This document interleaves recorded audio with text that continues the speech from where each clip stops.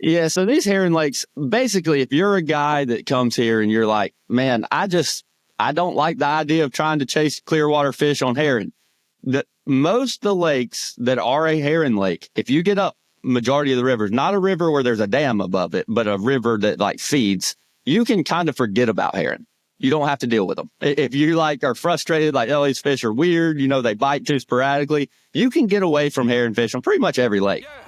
You could take it to the bank. Hold the line. Hey, we on the way. All the time. Yeah, we do this every day. Welcome, everybody, once again to Take It to the Bank podcast. We are bringing you the juice on where you need to go, what you need to do on all the different regions of the country. Got my man, Elite Series champion, Mr. Brandon Cobb. He is the authority, or an authority at least, on all things South Carolina, herring lakes, that kind of thing. Brandon, I know you're getting ready to head out for your first elite tournament. I want to thank you a bunch for taking time out to join us and teach us all a little bit about what we need to be looking for on herring lakes in March. Yeah, no problem. I definitely have cut my teeth on herring lakes and, spent probably as much time as anybody on herring lakes. I wouldn't call me the authority, as you said, but I'm definitely an authority. You are an authority. I have a lot of experience on them. I don't know who else we could call the authority, so I feel like you're there. One of the. So let's dive into it. It's March right now. Tournaments are getting started off. Big weights, pre-spawn, kind of early pre-spawn type stuff. I feel like about everywhere. As a whole, if a guy's never been to a herring fishery at all, tell me kind of how these lakes set up and what are most of the South Carolina, Georgia herring lakes. Obviously the Savannah River chain, but if you can name some of them that all set up, similarly just because of the same forage. Yeah. So, really, when you're talking herring lakes, there's not that many other than this area. You've got the whole Savannah River, you got, Kiwi, Hartwell, Russell, Clarks Hill, those, and then you got Lanier, Murray. That's kind of, there's lakes with some herring here and there, but that's the ones that I call true herring lakes. And herring in, you're talking this time of year, March. It's a little different than other times of year. During the herring spawn, it's 100%. Every bass you're catching is related to a herring. In the summertime, everyone you catch is, if you call them up on top water, they are related to herring. March is the one, really like February, March is the time of year where a lot of times the pre-spawn kind of takes over the need to feed on herring. But what you do is you put yourself in situations to where the bass are anyway, and they're opportunistic. So you want to collide with the pre-spawn bass and the herring. You're not really following herring around like you would other times of year, but you're getting where the bass are. And then when herring happen to be present, it's real, real good, real, real fast. Gotcha. No, that makes a ton of sense. So, let's take one of these lakes. A lot of them set up the same. They've got a million points. They've got ditches. They've got islands. They've got shoals, that kind of thing. It doesn't matter if it's Hartwell, Clarks Hill, Lanier. All of them to me are very, very similar. That's right. Yeah. Yeah, they are. And it's different populations of fish. Like Lanier has real big spots somewhere. Like Russell doesn't have as big of spots, but it's got a lot more timber. So they all act differently. But like Lanier in specific, you've got big largemouth and big spots. So a Lanier is like a good example of like kind of how the fish move in relation to herring, in relation to just that, herring lakes typical are like those typical reservoir style Carolina, Georgia lakes that the way they're shaped are kind of all the same. And Lanier is a good example for all of them. Gotcha. And Clarks Hill would be too also. Clarks Hill, it is, but it's a lot flatter. So it makes it a little, you're getting more kind of towards the fall line in South Carolina, towards the lower state. And it gets a lot flatter than, let's say, Hartwell and Lanier. Hartwell and Lanier, very, very similar. Gotcha. Okay. You're a guy that's never been to any of these herring lakes. Let's say he's from Tennessee or, the Ozarks or Texas, something like that. Got a tournament coming up, wanting to go, chase these big spots or herring eaters or whatever. When you first get to the lake, are you, this time of year, is it good completely from top to bottom? Are you trying to focus on the lower end of the lake, kind of the midsection, the upper end up in the rivers? Tell me a little bit about that. Yeah. So these herring lakes, basically, if you're a guy that comes here and you're like, man, I don't like the idea of trying to chase clear water fish on herring. Most of the lakes that are a herring lake, if you get up majority of the rivers, not a river where there's a dam above it, but a river that like feeds, you can kind of forget about herring. You don't have to deal with them. If you like are frustrated, like, oh, these fish are weird, they bite too sporadically, you can get away from herring fish on pretty much every lake, every herring lake. You just got to get up, not the river that feeds the dam on the lake above, but a river that runs, that's a tributary arm that feeds the lake. Most of those, if you get halfway up them, I would say, if you look at a map, you can I'm not saying you forget about herring entirely, but you can have a way less significant effect of the herring. Gotcha. On the fish. Gotcha. But then if you're wanting to fish herring, pretty much the lower end of any lake, any herring lake, the lower end is where a lot of the bigger herring eating fish live. I mean, it varies a little bit. Like some of the lakes that have a dam above them, like that herring lake feeds a herring lake, such as some of the Savannah River ones. The upper end of that will also be good herring area because you got all that flow coming from the dam. But like I'm friends with a lot of like herring bait catchers around here. Like they catch herring to commercial sale for striper fishermen, things like that. And majority of herring on all the Savannah River lakes, especially, are caught behind the dam on the lake above. That's where they catch majority of the herring. So there's always a big population near the dam on there. But when the fish that are easiest to target are usually at the lower dam of any of these lakes, like Lanier, for instance, the lower dam, lower arms, those type places. And as far as water color, water clarity, that kind of thing, most of them are pretty clear. They are. Yeah. And that's just the nature of these lakes around here, really. Very rarely will you see dirty water at the dam, especially like some of those tributary arms get dirty. And that's why I said you can forget about herring, but herring are not really like, it's a weird situation. I've only done it a few times in my life to be able to fish for herring fish in muddy water because it just doesn't happen. Like most of the places that get muddy, there's not many herring. So you're typically fishing lower ends that you're going to have anywhere from 4 foot visibility on some of the lakes, 3 to 15 at some of them. So they're just all really, really clear where the herring live predominantly. So in March, we've decided we're going to go to the lower end of the lake, because Brandon Cobb, an authority on herring fisheries, has told us that's where the biggest ones live. We get there, water's, 5 or 6 feet of visibility sounds like it's kind of average, 7, 8, somewhere in that neighborhood. So it's really clear. Where do we start? So anybody in March, or in the early spring, March is kind of that transition, but you're still at that early spring. Everybody's heard about a ditch. Like there's not a single person that's heard of herring lakes that follows fishing and has not heard we're fishing ditches on a herring lake. Because that's what you do. You fish ditches in March, even into April a little bit, but definitely February and March, you're fishing ditches on a herring lake. And I guess the key is learning what a ditch is, which is a very loose term. I think people they pinpoint, like, I have to fish a ditch that looks like this. But there's actually a lot of different variations of the type of ditches you can fish. Ditches be crazy. Okay, so I can pull up a map right here. Got our handy dandy Garmin maps. And all right, so you can see that, I'm assuming? I got it. All right, I'm going to zoom out right here. We are on Lake Lanier, just outside of Atlanta. Oh, see, quits jumping around on me. There we go. So we've come, like right here's the dam. We've come all the way to the lower end of the lake, which is what you've told us to do. And then from here, where do we need to go?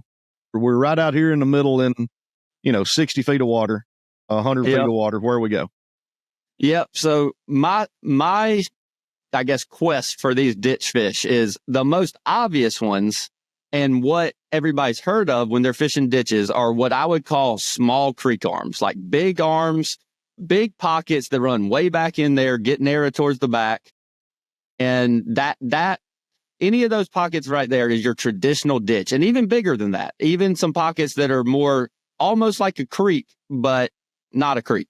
Like a true creek arms can get dirty in the back, but any larger arms that get skinny towards the back this is your typical textbook ditch arm. And what these are really good for, these bigger arms like this, is these are really, really good morning spots. So these fish will show up and they will school. They like, no matter how cold it is, February, March, it can be 50-degree water, still, 30, 25-degree air temp. When the heron and the bass are always in these ditches for the most part. They live in these things. They're moving back in them. They feed on bait, but they can be hard to catch. We're talking that clear water. But so these bigger arms like this, when the heron move into these arms, it can be like just an explosion of bass when you hit it right.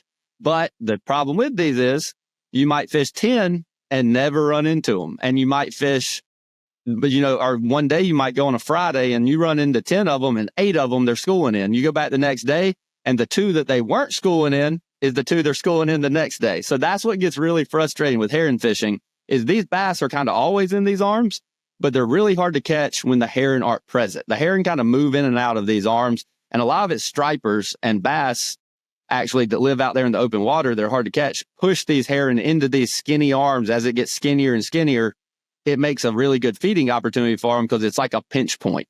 And when the heron get pinched in the back of these, or the half to 3/4 of the way back, they will be schooling. It's just like, it'll be all out chaos for maybe 30 minutes a day. And it could be any ditch arm that looks right, honestly.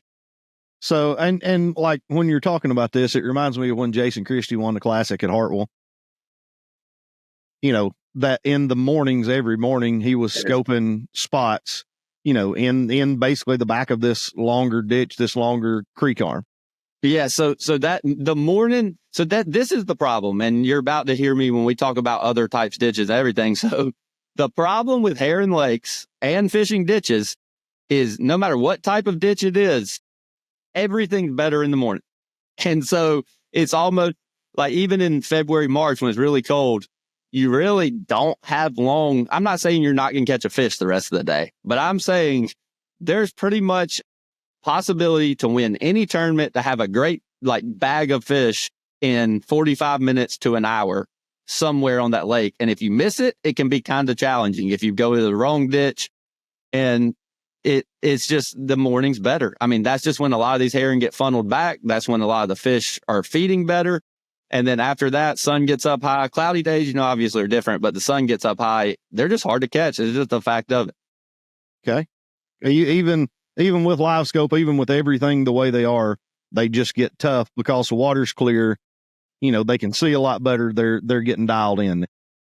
Yeah, that's right. So yeah, the live scope obviously has helped a ton, but heron, I think that's what makes heron fish kind of tricky is the way a heron moves and swims and the way they act. It's really hard to imitate that weird, like a fluke's honestly the best bait probably, but it's hard to imitate that weird movement. And I don't know, I call it like squirming, the way a heron swims. Like they're way more erratic than like a shad. So it's hard to imitate it. And you'll notice even with live scope, after that morning bite, a lot of times you'll see a ton of fish on live scope and they're just flat out hard to catch because it's hard to imitate a herring precisely. So picking your very first spot, your starting spot's pretty important. Yeah. And you just mentioned that they move and change, I feel like people that have never been to a herring fishery or been around people that fish for herring a bunch, you go fishing with Brian New and this dude's trolling motor is on 1,000. He will pull up on a spot, especially on stuff like this, and make 10 casts, and then he's gone. Like they're either there or they're not. And I feel like the reason for that is these lakes set up, just right here within that's less than a half a mile right here on Lanier. They could be in this ditch, this one, the bigger one right here, the little shoot off of it, or this one. And just because you caught them there yesterday doesn't mean that they're still going to be around today. That absolutely. Yeah. So I think, especially like that March time, I think what a lot of the fish do, my theory anyway on the herring, I mean, really, we don't know a ton about what the herring do. We know a ton about what the bass do. We know what the bass are doing, but herring kind of is like even as long as I've done it, fishing herring lake since I was 12 years old, doing it by myself since I was 15 or so. The situation you have when you catch them good herring fishing is kind of just you collide with the heron. You're just putting yourself where you think they might show up, and you're where the bass are, but like the heron aren't always there. They just kind of, it's random. They kind of just move around a lot. They'll kind of swim around, and you got to put yourself where the bass are going to collide with them rather than trying to follow the heron. I see videos all the time that's like, you got to, heron fish are nomadic. You got to follow them around. And they're really not. The heron bass are not nomadic. You just got to get where the heron are going to collide with them. Okay.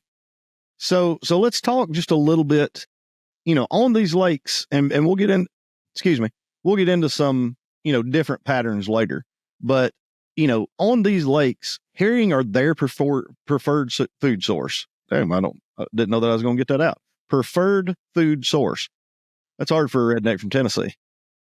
I feel like they're soft. They don't have a lot of bones. They don't have spines. Like, they're a lot better to eat than a bluegill. And they're big.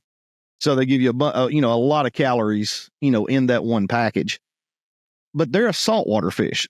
Tell me a little bit about what you know about herring themselves. Yeah. So obviously, like growing up, there wasn't there was herring here, but not like there is now. Like, you didn't see them spawn that much. Like, we'd always catch fish when I was like 12, off points on a topwater. But a lot of it, the fish would spit out shad. Like, it wasn't really, I didn't see a big boom in herring, like where you're starting to see fish chase 6-inch long herring till probably like 2005, maybe. Like, that's when they really got, maybe a little early 2000s, but that's when you'd actually be fishing and you'd see a 5-inch herring skipping across the water often. So yeah, the herring are definitely a saltwater fish. And actually, I used to work at a tackle store. The tanks we keep herring in are saltwater. We mix salt in them. They stay alive the best in saltwater. And then they got introduced to our lakes, and herring in like the ocean. I mean, I could be completely wrong on this, but they would spawn in freshwater. That's how they got in there, is they were running up in the fresh water, and then we put dams there and caught them. I honestly don't know the history exactly how they got in here. But I do know there's enough now to where, I mean, most of the herring you buy to go striper fishing, like you see all these stores around Hartwell, around Russell, around Lanier that sell herring, they are caught in that lake, or in the lake, at least a surrounding lake. So they do reproduce well in our lakes, and they essentially act the same as they would in saltwater. But stripers love them because, that's just what stripers are also, saltwater fish that were introduced to our lakes, and they love them. And herring are just big, and I'm not gonna say it's easy meal because they're fast, but there's a lot of herring. They're big portions of food. They don't have to eat 100 2-inch long shad. They're big food. So the bass really do love them. But the one thing too, though, is my theory on herring fish is, for the most part, herring fish are not the biggest fish in the lake, which a lot of people don't realize. They think like the herring fish, they get so big because of herring. From my history of fishing herring lakes, Lanier, Clarks Hill, Hartwell, Kiwi, Russell, every single one, the herring fish kind of have a size cap, in my opinion. And that's because they use so many calories to go catch these things because they're in open water. That's what I think. Yeah. Murray's kind of a unique animal because for some reason you'll catch like 7-pounders on Murray on it's like so good. Yeah. It's so freaking good. It's a little different, but like each lake kind of has their cap. Like Hartwell, like an 18 to 20 pound bag's big there.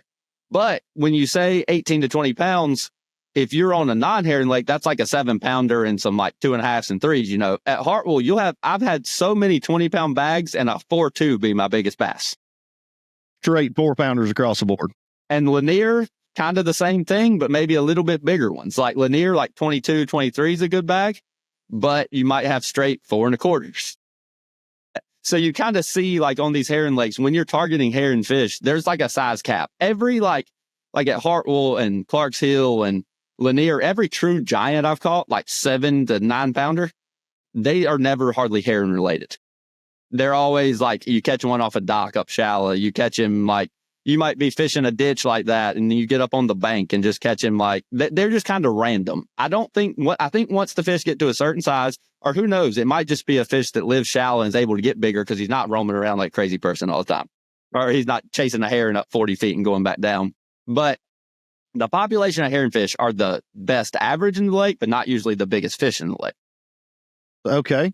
So let's talk about species just a little bit. There's no smallmouth at all in these lakes. One lake is heron and smallmouth. If you want to fish, there's one lake. The most uppermost Savannah River lake, which is not technically still Savannah River, but Joe Cassie has both. Really? I bet that's fun.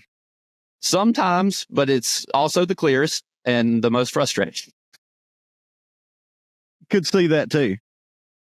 But you talk about spots anytime you're talking about herring fish.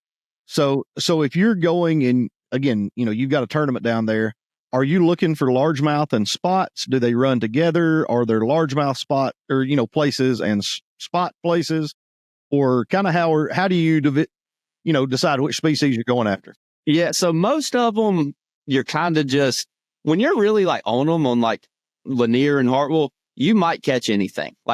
You're probably going to catch predominantly spots if you're around heron, but you'll catch a couple good largemouth a day. Like both of them kind of the herring eating ones live together. Obviously, I said like you go up shallow to target primarily largemouth, but you can catch both on most of them. The difference is from when I was growing up, if you were targeting heron fish, it was probably you caught just as many largemouths as spots, and the spots were your little ones. Well, now on all these lakes, the spots have got bigger. Like at Lanier, Hartwell, every single lake that has heron and spots in the last like 10 years, the spots, you can actually compete with spots now. Like 10 years ago, if you were catching spots, you were not going to win. But now it's a lot like Norman. All the spots are tiny and really, really small. So you had to catch largemouth, but it's not like that anymore. No, pretty much every lake in the southeast that's got heron, the spots have caught up. I mean, they're right there with the largemouth. I would still say like to catch like a 7-pounder on most of them. Of course. Other than Murray, like we talked about earlier, other than Murray, you want to probably get away from the heron. But to catch the solid fish and spots, predominantly on heron and in the morning, unfortunately. Gotcha. So you're looking for largemouth and spots, clear water. We're going to look at these ditches first thing in the morning. Where do people that come there screw up the most? Like you've got dumbass Ben from Tennessee that shows up to fish a derb in March. Where does the majority of time, where does out-of-staters, out-of-towners screw up when they come to a herring lake? So I've got an opinion on this, and I wonder if it's the same. Let's say spending too long so most of these heron lakes are good, right? Like the fishing's good. There's a million really fishing. Good. Okay. Well, the problem with that is they're so good that even if you're not on them, you're still catching fish. And so you have this ditch that you went to on Friday and you caught 20 pounds. They were blowing heron in there, right? You caught these big, like I call them like the green football spots. You catch those big spots that are like shaped funny and they're like dark. All right. You did that on Friday. You go in this ditch on Saturday morning tournament. You show up, put trolling motor down. Usually you're fishing relatively deep or you're using a live scope to see them out there, and you see them, you catch them. You catch, pound and a half spot, 2 pound spot, pound and 3/4 spot. And I call them yellow spots because I don't know if you ever know, if you know heron lakes, the big heron eaters are super dark colored. I don't know if that's because of what they eat, but then the ones that eat shad are kind of just always there. Call them yellow spots. They're like golden. They're kind of like rails, like they look like a straw. They're going to be there even if the heron aren't. So you pull up and you're catching those. You're like, man, I'm catching them. I'm going to catch some of those big ones eventually. Probably not. I think that's where a lot of people mess up because you're going to catch fish in pretty much any ditch, any day, all February, March. All over the lake. Pretty much. Upper end, middle section. It gets weird in the upper because there's not as much. The upper, you can still hit good ditches on the upper end, but from middle down, pretty much every ditch has enough fish to catch a few in. But when you hit them, it's the right looking ones. And that's the thing that you'll start realizing when you've done a lot of heron fishing. The heron fish look different. Dude, that's juice. That's juice. I'd never thought about that. Yeah. Everybody who's fished a heron lake, you know exactly what I'm talking about, the yellow spots. And that's what I've always called them. And there's just never big ones with yellow spot. So, and that's what I was going to say too. You know, from what I've learned, I've been to Hartwell 2 or 3 times. I've been to, Lanier a couple of times, and is not moving fast enough. It all looks the same and it's all good. Like in the summertime, for instance, on every single point, there's a cane pile, and on every single cane pile, there's a school of fish. Like it's insane how many there are. Yeah. But how fast you've got to move to hit enough of these places is where I feel like a lot of people screw up. Yeah, exactly. And live scope is awesome, obviously, for catching them because they're moving around a lot. But live scope is also what'll make you stay somewhere too long. Because you can see them. Exactly. Like before live scope, I would pull in a ditch and in the morning, and I can't tell you how many tournaments that I've ran 15 ditches and never made a cast back. This was before live scope, but back, years ago.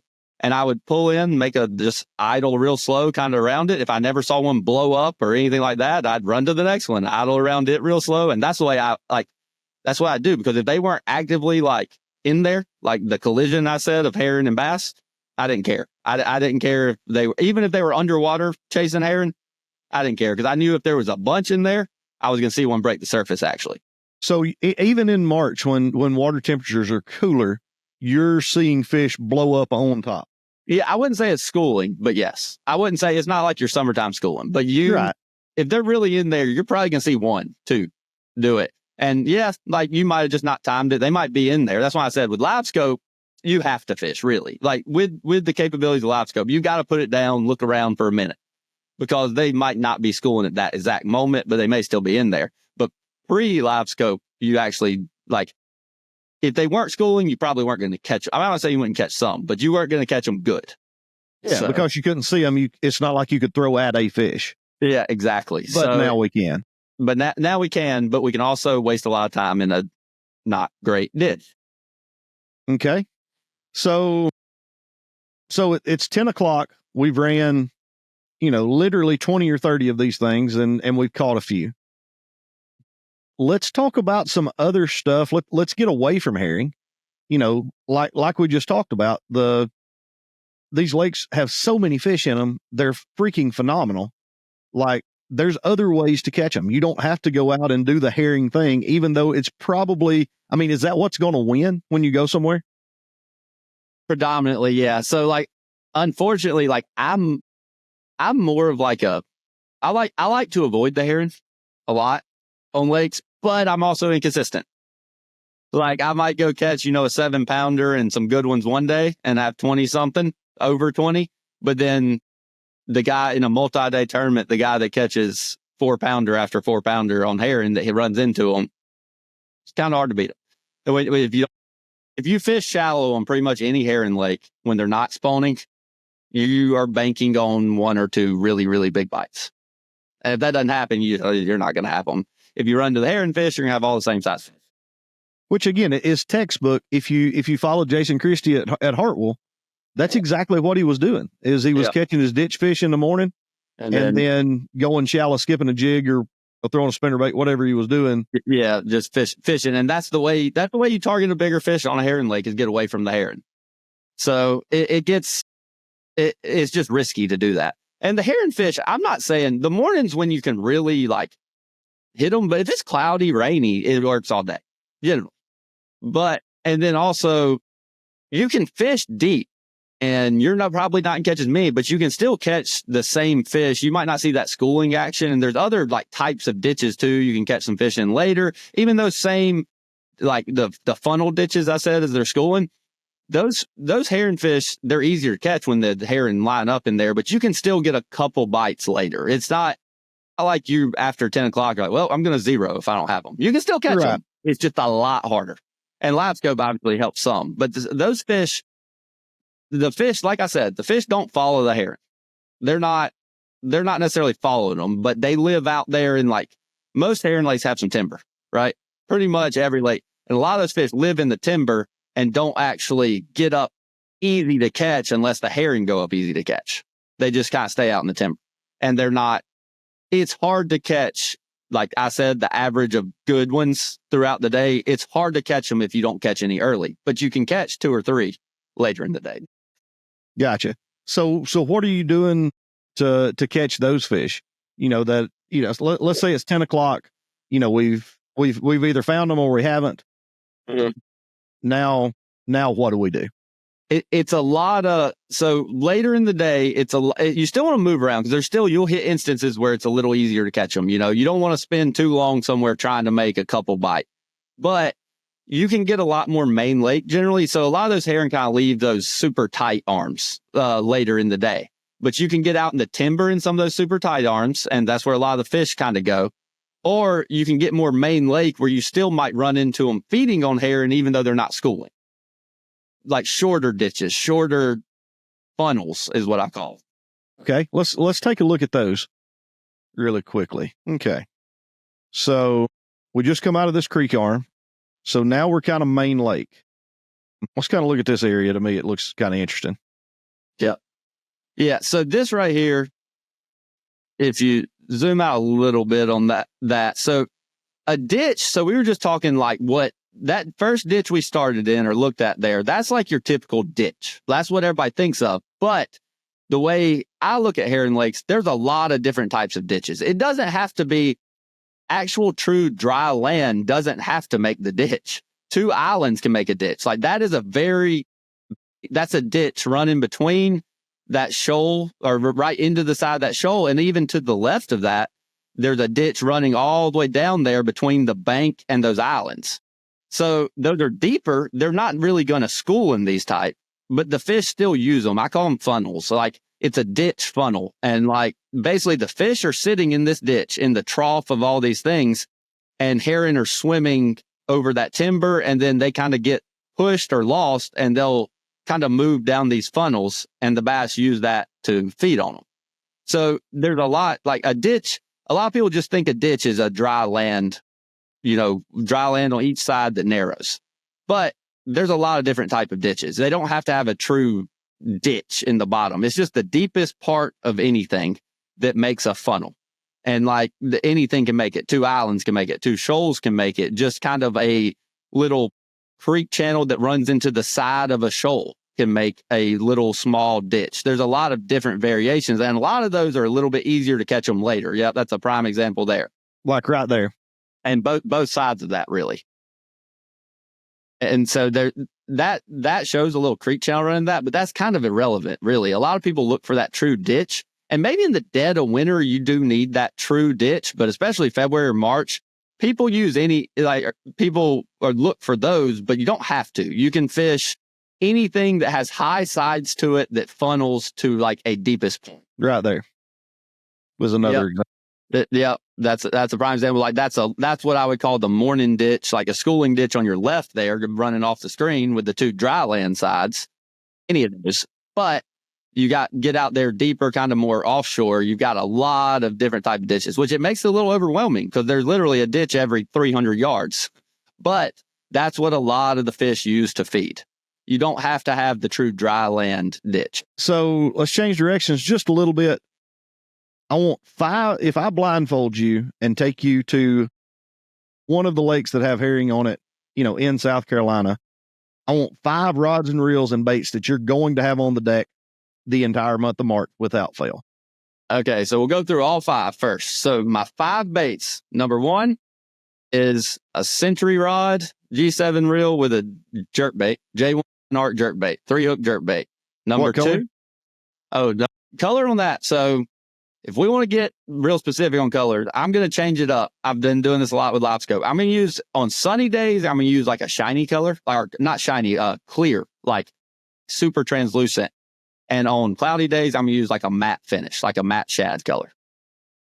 So, and then number 2 would be the fluke, because the fluke's the best herring imitator there is. And that's for fish when they're schooling, things like that. And the fluke, so I don't really know if your fish is schooling. I don't know if the color really matters as long as it's like natural looking. But white pearl's probably the number 1. But for some reason, I don't know. I've thrown it since I was young. I like glimmer blue. Don't think it makes any difference. I don't think you get more bites on a glimmer blue than a pearl. But I just like Glimmer Blue because I've thrown it forever, and that's the bait I probably caught more fish on. But Glimmer Blue, super fluke with just like a 4/0 wide gap hook.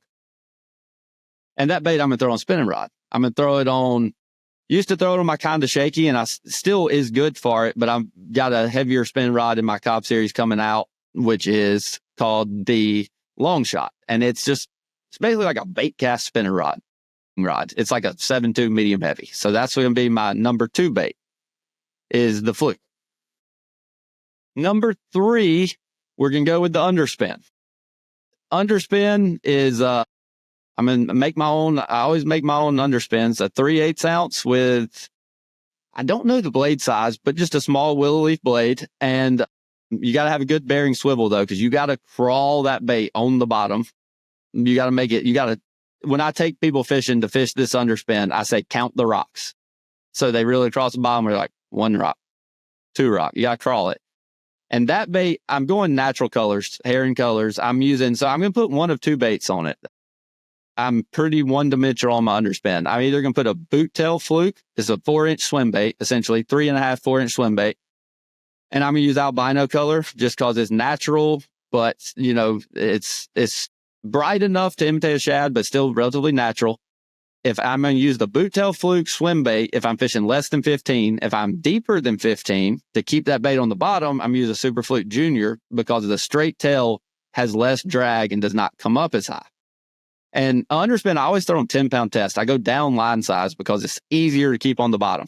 10-pound fluorocarbon. If you go to 12, it's actually incredible with live scope watching.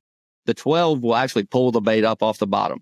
And the 10 is a lot less line resistance. The heavier line you go, the harder it is to keep on the bottom. And I use a gravity reel in this, but rod. So rod is weird on the underspin.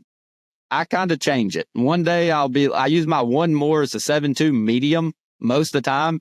But then the next day I'll be like, man, I don't really like the way that one felt. I want to feel them better because the point of that medium is you don't want to feel the fish and you kind of reel, the rod loads up. You don't even know it's a fish for 5 seconds. And then they just have it. But if you want to feel that bite and they're like nipping it, I'll go up to like a medium heavy. I'll use like my 7.3 medium heavy do-all.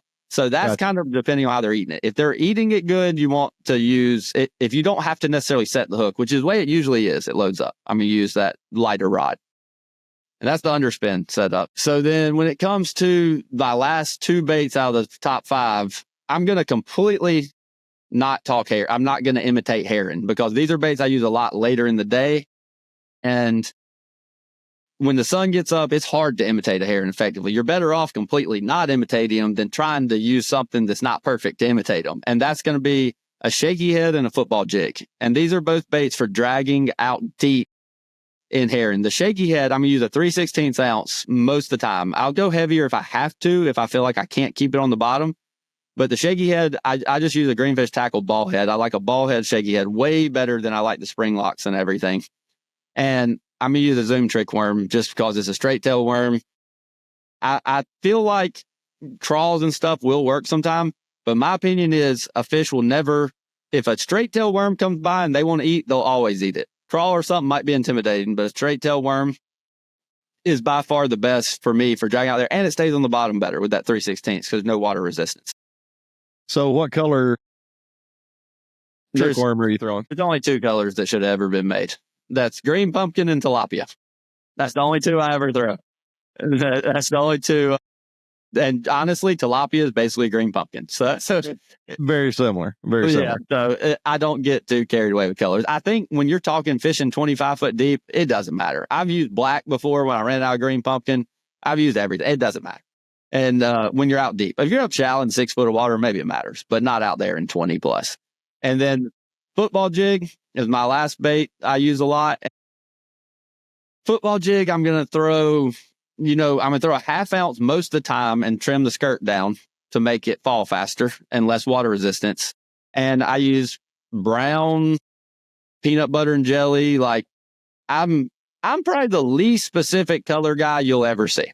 If it's brownish, I'm like, yeah, that's close enough. I don't even worry about it. Like I use greenfish tackle jigs a lot and he'll always call me like, what color you want? I'm like, I don't know, brown something. And it's all the same. Like once again, mention you're throwing a football jig in 30 foot. You want something dark.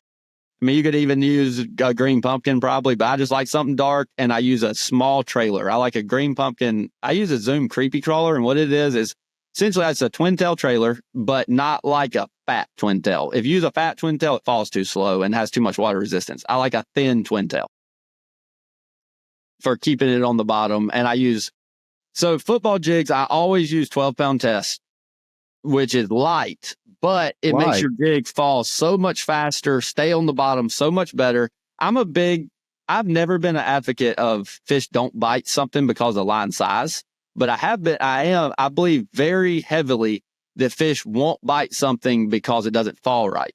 And the heavier line you have, like I've played with football jigs a lot, a 1/2 ounce on 12-pound falls about and stays on the bottom about the same as a 3/4 ounce on 15.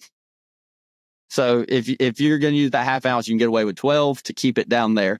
And I actually made my football jig rods, the Art Cobb Series long game, and I made it specifically for a football jig. It's a relatively stiff rod, but it has a ton of tip. It's almost a mushy tip, but it keeps you from breaking that 12-pound test on the hook set. Because if you use your typical medium heavy rod with like an extra fast tip, you won't break. 12-pound doesn't break very often fighting the fish. We're not catching 18-pounders around here. Like you can get a 10-pounder in on 12, but you'll break the line, you set the hook, and just instant whiff. And that's because the tip's too stiff on the rod. That it absorbs the shock with that long game. It's made specifically for a football jig. It makes a huge difference on hookup ratio. Okay. As far as getting around, something that I always look at when I'm going to a new lake is how easy is it to drive your boat around? Because you go to Texas or you go to rivers and that kind of thing, like you can tear up a lot of stuff really quickly. Basically, the only thing to hit in a herring lake is a shoal, and they're almost all marked. Yeah. So yes and no. On all the herring lakes around here, all the shoals are pretty much marked with buoys, but you have to really pay attention to your mapping, because one thing is a lot of these herring lakes between Hartwell, Clarks Hill, all of them, Murray, Lanier, they're down quite often. So like you got to watch. I always pay attention on all of them. If there's a hump without a shoal that says it comes up to 10 foot, you better watch that thing. It might not be a shoal, but when the lake's down 7 feet, it's a shoal. Okay. That brings me to another really good question. When stuff changes, okay, say you're catching them in, these ditches, we know that the herring can move in and out, that kind of thing. That's always a variable, but water level can fluctuate. And especially if you're fishing shallow, can really mess up your game. What is water level something that you're always paying attention to? So the good thing about these herring lakes, that, like I said, they're down a lot, but they don't really abruptly change, because they don't pull water through these lakes, through any of the herring lakes. They don't pull water like they do on like the TVA. They don't pull water near as fast, and it makes like it might vary a few inches, but most of these herring fish I said are kind of offshore anyway, and they're moving in and out. So it doesn't really affect that. You just have to watch it for navigation, because you'll run across a shoal that's not really a shoal. But gotcha. It really doesn't. It might affect some of those like fish I mentioned up the river, like the way I ignore herring and go up the river. It'll affect those, but the herring fish really doesn't do much to them, because the herring fish barely know the bank's there. Okay. So let's get completely away from herring for just a second. Let's talk about one more pattern that is completely non-herring related. We're just going, I ain't gonna say old school fishing, because you can still scope like that, but let's go something, again, a guy comes out here and he tries it 2 days and man, I just can't make this herring deal work. Now, what do you do? Depending on temperature, you've seen it though, every time there's ever been a tournament on herring lake, dock. Every herring lake has hundreds of docks. Like Lanier, for instance, there's a dock every 10 feet. Lining the banks. Yeah. And those, like later in the day, if you can't get those deep fish to bite, you can't get the herring fish bite. And I think some of the herring fish actually do kind of move around docks later in the day and use it to ambush herring. Either way, whether you're targeting a few herring fish left up around the docks or you're targeting just a fish that lives on that dock, docks never fail. I mean, they're not great in the dead winter necessarily, but especially like February, March, April, they're going to use them. Fish are coming up to the bank. They're going to get, there's enough of them. You can always find some fish around them. Spots like them, largemouth like them. It's a good backup plan pretty much on any herring lake. So give me your ideal dock. Like if you're running down the lake and you're like, there's going to be one right there. Yeah. So that gets a little weird. So obviously those docks in the ditches are always really good because the fish are already in the ditches, right? Like, so they're in the ditch and they just pull up the docks later. So that's probably where I'm always going to start and focus on a lot of those ditch docks. But the one thing to pay attention to a lot fishing docks too is, especially on these clear water herring lakes, a lot of times there's like a good dock. And there's no reason. It's not like you're going to just look at a dock and be like, yep, that's the one. Okay. But if you for practicing and fish and like you catch one off a dock, use your live scope to see the fish come out, where you say you catch one, reel them back, or you just look in the water with your eyes. A lot of times 10 or 15 fish, especially spots, will follow one fish out and they kind of live there generally. Or that's where they go after they feed on herring or whatever, or even if they're not feeding on herring, that's just where they go. And so there's good docks, specific docks, but they might be 6 foot deep. They might be 36 foot deep. There's just good docks. Like it is nothing really. You just got to do it a lot. And the good thing is, like we said, there's so many fish in most of the herring lakes that it might sound like, oh, I'm looking for one dock that's good out of these 900. No, you're not looking for a needle in a haystack. There's 90 of them that are good. Yeah. Like that's what any type of fishing, I always tell people this is like, whether it's grass fishing or whether it's dock fishing, everybody's like, a lot of times in your mind, you start feeling like I'm looking for a needle in a haystack. You're like, God, there's so much grass. Oh, there's so much docks. I'm looking for a needle in a haystack. No, you're looking for about 10,000 needles in a haystack. Like there's a bunch of needles. So you don't have to worry about, you're not trying to find all the fish. You're trying to find one places of them at a time. And docks are the same way. It's just like fishing grass, fishing timber, anything like that. There's a lot of good docks. There's a lot of places to catch one without, you're not looking for the one place. Yeah. No, that's an amazing way to look at it. Dude, I think we've covered, pretty much what to do in March on these herring fisheries. Now, do you throw a crankbait much? Do you crank, around this time of year any? So if you get a lot of wind, you can crank down there on the end, like where I said the herring live, like the clear type areas. But really the only time I'm going to lock a crankbait in my hand maybe is like a really windy day where you get a bunch of surface disturbance to get some up there shallow, or if we get a lot of rain. And kind of varies. One year is a great cranking year on herring lakes because we get a lot of rain. And then one year you just don't have there's no dirty water. Like I've seen a lot of years where on like Lanier, you could run the whole lake and never find anything that you can't see down 4 feet. And that's just not good for cranking. So it kind of varies. It is year by year. But like the herring fish a lot, like I think if you're cranking, you're not, other than like a weird windy day, I don't think in general, a lot of the herring fish, I don't think ever really get up on the bank. So like the lower end, I mean, you might say you won't catch fish on the bank, but I don't think a lot of them are herring fish. Gotcha. Because I've seen instances where like herring fish, I think they're out there in 25 plus, right? Like later in the day. And then I've seen them what I think is the same fish on bed in 2 or 3 days. Like, I don't think they really stage like true most basted. Like a true pre-spawn. Okay. So in this part of the world, when do these fish usually start pushing to spawn? By the end of March? Probably are you seeing some spawners? Generally, it varies, but end of March to mid-April, somewhere in there. But I've literally caught fish 35 foot deep and then been sight fishing 3 days later. And I guarantee you 3 days later, you could still catch fish 35 foot deep. I think that's a common misconception that they all go to the bank at once. Cause they don't. They definitely don't. Like, definitely when those herring fish spawn, a lot of them, like a lot of the specific herring ones, I think kind of go, I'm not saying they go at the same time, but like big waves come at a time. Because like you ever like sight fishing at Lanier or Hartwell, when they get on bed, there's like 1 million, 3.5, 4 pounders. Like there's 3.5 bucks, right? They're everywhere. And I think that's that population of size cap herring fish I'm talking. Gotcha. And so when they come, but they come fast. I don't think they get like they don't get very stagey like a shadfish does. So it's not like they're going to move to the secondary points and then move back into pockets or any of that. They're going they're gonna swim from the middle straight up on a dock post or a Yeah. stump or whatever's on the bank right there, spawn and go right back out and not That's right. swim 100 yards. That's right. Yeah. If they go like they don't stage long. If they stage, it's for like hours, not days. Okay. So that'd be, really, really important for somebody that's going there towards the end of March is to kind of bounce back and forth and see if, you can flip around or throw a wacky worm or something like that, up shallow. I know a guy that won one on Hartwell like that one time. Absolutely. And those fish were like, they came from nowhere. Most of those fish, like they just appeared. Really? Yeah. So were they doing it in practice? Nope. Not at all. And in 3 days, they basically came. But that was a weird instance because it was a warm front, cold front, warm front. So that was a weird one.